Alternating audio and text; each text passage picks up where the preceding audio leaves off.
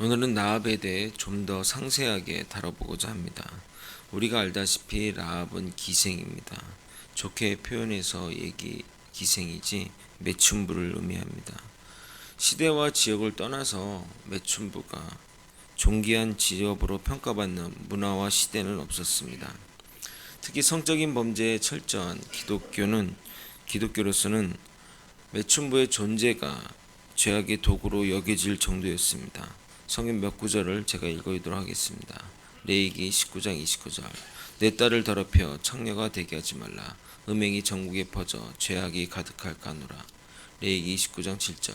그들은 부정한 창녀나 이혼당한 여인을 취하지 말지니 이는 그가 여호와 하나님께 거룩함이니라. 잠언 7장 25절. 내 마음의 음녀의 길로 치지 말며 그 길에 미혹되지 말지라. 이 외에도 여러 곳에 창녀를 주의하고 멀리하라고 기록되어 있습니다. 여러 면에서 또 세상의 책이라면 본받을 인물로 또는 그 본받은 인물로 섬기는 자가 있다면 자세히 언급하고 싶지 않은 인물일 것입니다. 더욱이 종교의 경전이라면 더 말할 필요가 없습니다. 자신이 따르는 분의 조상으로 창녀가 있다는 것은 그리 좋은 모습이라 할 수 없습니다. 만약 여러분의 족보 중에 예를 들어 백정이나 기생과 같은 신분의 조상이 있다면 굳이 이름을 빼진 않아도 직업은 넣지 않겠냐 하는 이 말입니다. 그런데 창녀 라합은 예수님의 족보, 그것도 몇몇 없는 여성의 이름 중에 당당히 올려져 있다는 것입니다. 그리고 거기에만 있는 것이 아닙니다. 다른 성경 본문에도 그녀의 이름이 모범으로 제시되고 있습니다. 도대체 무엇이 그녀를 그 위치에 올리게 됐는지 궁금하지 않습니까? 오늘 그것을 한번 살펴보도록 하겠습니다. 여리고 성안에는 강 건너편에 주둔한 이스라엘 군대를 보면서 걱정과 두려움에 떨고 있었을 것입니다. 그들에 대한 들려오는 소문이 장난이 아니었기에 그들은 평소보다 경계태세를 철저히 했습니다. 그래서 정탐을 맡은 사람들이 상엄한 경계를 뚫고 다른 곳보다 외부인의 출입이 자유로운 기생집에 들어가게 됩니다. 그러나 낯선 사람의 침입을 눈치챈 어떤 이가 바로 왕에게 고발하게 됩니다. 이에 왕은 군사를 보내 라합에게 이곳에 외부인이 들어오지 않았냐고 물어봅니다. 그 전에 정탐꾼을 숨긴 라합은 천연덕스럽게 누가 오긴 왔는데 워낙 이곳이 외부 사람들이 온 사람들의 신분을 물어보지 않는 곳이라 어디서 왔는지 모르지만 성문 닫기 전에 밖으로 나갔다며 얼른 쫓아가라고 말합니다. 여기서 우리는 두 가지를 알 수 있습니다. 그녀는 결코 위협이나 협박이나 그것에 의해 겁에 질려 한 행동이 아니라 능동적으로 한 행동이라는 것입니다. 6절에 보면 그가 이미 그들을 이끌고 지붕에 올라가서라고 말하고 있습니다. 행동의 주체성이 보입니다. 두 번째로 그녀의 대처 방안에서 지혜가 엿보입니다. 성의 가장 취약한 곳이 바로 어디라고 생각하십니까? 바로 성문이 가장 취약합니다. 성을 두고 전쟁을 벌일 때 밖에 있는 군사가 가장 노리는 부분이 성문입니다. 그래서 성문 위에는 그것을 방해하고자 뜨거운 물이나 기름 등을 준비해서 방해를 하는 것입니다. 성안에 사람들이 살다가 아침이 되면 성문이 열리고 성안의 백성들이 나가 목축이나 농사나 그런 일들을 하고 저녁 일정 시간이 되면 닫아서 세상 두 쪽 날이 있어도 다음날 아침까지는 문을 닫습니다. 그 시간까지 들어오지 못하면 밖에서 유숙해야 됩니다. 그러므로 정탐꾼을 쫓아온 군사들을 급박하게 성 밖으로 내보냄으로써 추가적인 자기 집에 대한 수색을 피하게 만든 겁니다. 그리고 그들이 나가자 정탐꾼들을 쫓는 무리들이 나가자 성문이 닫히게 됩니다. 7절을 제가 읽어드리겠습니다. 그 사람들은 요단 나토까지 그들을 쫓아왔고 그들을 뒤쫓는 자들이 나가자 곧 성문이 닫았더라. 그들은 라합은 최소한 12시간의 시간적 여유를 본 것입니다. 정탐꾼을 쫓는 군사들을 보낸 후에 라합은 다시 정탐꾼을 숨겨둔 곳으로 나아가서 이렇게 말합니다. 여호수아서 2장 9절에서 11절을 한번 읽어보겠습니다. 시작. 말하되 여호와께서 이 땅을 너희에게 주신 줄 내가 아노라. 우리가 너희를 심히 두려워하고 이 땅 주민들이 다 너희 앞에서 간담이 논나니 이는 너희가 애굽에서 나올 때 여호와께서 너희 앞에서 홍해물을 마르시게 하신 일과 너희가 요단 저쪽에 있는 아모리 사람의 두 왕 시온과 오게게 행한 일 곧 그들을 전멸시킨 일을 우리가 들었습니다. 우리가 듣자 곧 마음이 녹았고 너희로 말미암아 사람이 정신을 잃었나니 너희 하나님 여호와는 위로는 하늘에서도 아래로는 땅에서도 하나님이시라. 라합은 이스라엘 백성들이 홍해를 건널 때 그 역사와 또 요단 동편 아모리 왕 시온과 옥을 쳐 전멸한 이야기를 듣고 마음이 녹았고 정신이 잃었다고, 또 온 마을 사람들, 온 여리고 사람들이 잃었다고 말하고 있습니다. 두려움을 넘어 공포에 이른 모습을 말하고 있는 것입니다. 그리고 그녀는 하나님 여호와만이 신중의 신이라고 고백하는 겁니다. 이것이 그녀의 신앙 고백이 되는 셈입니다.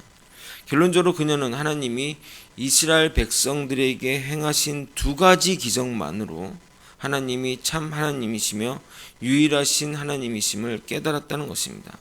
그래서 어떻게 하실지는 모르지만 이곳도 무너뜨릴 것을 알기에 나는 당신들의 편, 즉 하나님 편에 서겠다고 말하는 겁니다. 그래서 지금 내가 여러분을 선대하니 당신들도 나를 선대하라고 말하는 겁니다. 여러분, 이것이 라합의 믿음입니다. 여러분은 믿음을 뭐라고 생각하십니까? 믿음은 하나님이 유일하시며 만유의 구주이시며 모든 것의 창조주라는 것을 믿는 것입니다.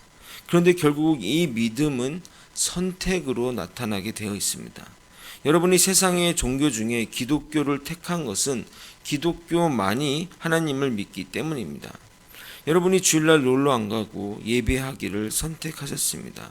여러분은 세상의 기준으로 살지 않고 하나님의 기준으로 살기를 선택했습니다. 여러분은 심판하시는 하나님을 믿기에 악을 택하지 않고 선을 택하셨습니다. 그러므로 믿음은 선택입니다. 라합은 하나님을 선택했고 그래서 정탐꾼을 선대한 것입니다. 근데 놀라운 것은 라합은 들은 것만으로 그 믿음을 선택했다는 겁니다. 그래서 믿음은 들음에서 난다고 하는 겁니다. 그런데 이스라엘 백성은 어떻습니까? 위에서 기적들을 눈으로 보지 않았습니까? 여리고 사람들은 이 두 이야기만 들었지만 광야 시절에 얼마나 많은 기적을 하나님이 이스라엘 백성들에게 베풀었습니까? 구름기둥, 불기둥, 만나와 메추라기, 반석에서 물이 나오는 등 수많은 기적들을 그들은 보았습니다. 그럼에도 많은 이들이 불신앙의 모습을 보여주었습니다. 보고도 안 믿는 판인데 라합은 듣고 믿으니 얼마나 귀한 신앙의 모습입니까? 여기서 끝난 것이 아닙니다. 라합은 그 들음에서 가진 믿음을 믿음으로만 남겨두지 않고 행함으로 나타낸 것입니다.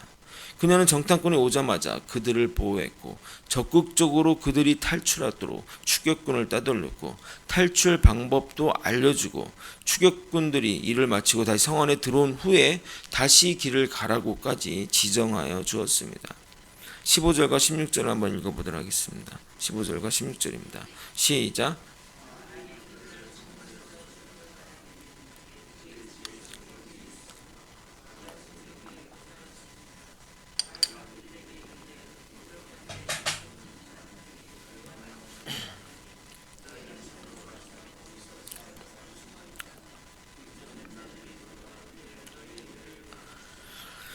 성경에는 기록되어 있지 않지만 사흘 동안 숨어있는 동안 먹을 것과 마실 것도 충분히 챙겨줬을 것입니다. 만약 발각이 되는 날에는 그녀와 정탐꾼은 목숨을 건지지 못할 것입니다. 아니, 그녀뿐만 아니라 그녀의 가족 모두가 몰살을 당할지도 모르지만 그녀는 선택을 했고 실천을 한 것입니다. 여러분, 우리의 믿음 생활, 신앙 생활에 가장 강조하는 것이 바로 이 두 가지입니다. 믿음과 실천 또는 행함 아닙니까? 라합은 이 믿음을 실천한 사람입니다. 그래서 믿음장이라 부르는 히브리서 11장에 당당히 이름이 올려 있는 것입니다. 거기에만 이름이 올려 있으면 서운할 텐데 행함을 강조한 야고보서에도 행함의 대표적인 인물로도 올려져 있습니다. 제가 한번 읽어드리도록 하겠습니다. 히브리서 11장 31절 믿음으로 기생 라합은 정탐꾼을 평안히 영접하였으므로 순종하지 아니한 자들과 함께 멸망하지 아니하였도다. 야고보서 2장 25절. 또 이와 같이 기생 라합이 사자들을 접대하여 다른 길로 나가게 할 때 행함으로 의롭다 하심을 받은 것이 아니냐. 그래서 믿음과 행함 두 곳의 이름이 동시에 올라간 몇 안 되는 성경 인물 중에 하나가 라합입니다. 대단하지 않습니까? 결국 그녀는 이러한 축복을 받게 됩니다. 여리고 점령이 다 끝난 상황의 기록입니다. 여호수아서 6장 25절. 여호수아가 기생 라합과 그의 아버지와 가족과 그에게 속한 모든 것을 살렸으므로 그가 오늘까지 이스라엘 중에 거주했으니 이는 여호수아가 여리고를 정탐하러 보낸 사자들을 숨겼습니다. 마지막으로 이것을 다루고 설교를 마치도록 하겠습니다. 이스라엘 정명군이 들어올 때 어느 집이 라합인지 분간이 못할 것을 염려하여 정탐꾼은 이렇게 지시합니다. 18절을 읽어드리겠습니다. 우리가 이 땅에 들어올 때 우리를 달아낸 창문에 이 붉은 줄을 매고 내 부모 형제와 내 아버지의 가족을 다 내 집에 모으라. 이 모습을 보면 어떤 모습이 연상이 되죠? 6월절에 문설주에 피를 바른 사건이 연상됩니다. 굳이 이 본문을 예수님에 대한 예표라 말하기는 뭐하지만 상징성이 있다는 것을 우리는 눈여겨봐야 됩니다. 하나님은 사는 방법을 분명히 지정하고 있다는 사실을 우리는 명심해야 됩니다. 붉은 줄을 달고 집 밖으로 나가지 말아야 산다면 우리는 그렇게 해야만 살 수 있습니다. 구원에 관련해서는 타협이 없습니다. 가끔 이상한 소리를 하는 이들이 있는데 종교는 모든 사람을 포용하고 받아들여야 하므로 다른 사람을 배타적이면 안 되지만 구원론에서는 모든 종교가 배타적입니다. 어느 종교나 다 배타적일 수밖에 없습니다. 마치 우리 기독교만 배타적인 이미지를 가지고 있는 것이 아닙니다. 다른 길이 없습니다. 기독교 내 특히 천주교가 자꾸 딴소리를 하면서 다른 길에도 다른 곳에도 구원의 길이 있다고 하는데 아닙니다. 절대 다른 길은 없습니다. 아마도 라합의 집이 빨간 줄이 없으니 비슷한 주홍이나 노랑으로 했으면 그들은 몰살을 당했을 것입니다. 그러므로 여러분도 예수님 외에는 다른 구원의 길이 없음을 필히 명심하셔야 됩니다. 말씀을 정리하겠습니다. 라합은 하나님이 이스라엘에게 행하신 이적들을 들었고 그것이 그녀의 믿음이 되었습니다. 그녀는 믿음을 선택했고 그래서 행함으로 실천하였습니다. 그녀의 믿음과 행함이 그녀와 그녀의 가족과 속한 모든 것을 살렸고 구원받았습니다. 그녀는 정탐꾼이 지정한 걸로만 했기에 살 수 있었습니다. 구원은 단 하나의 길밖에 없음을 명심하길 바랍니다. 오직 예수님만 믿고 따르며 살아가는 우리 모두가 되길 예수님의 이름으로 소망합니다.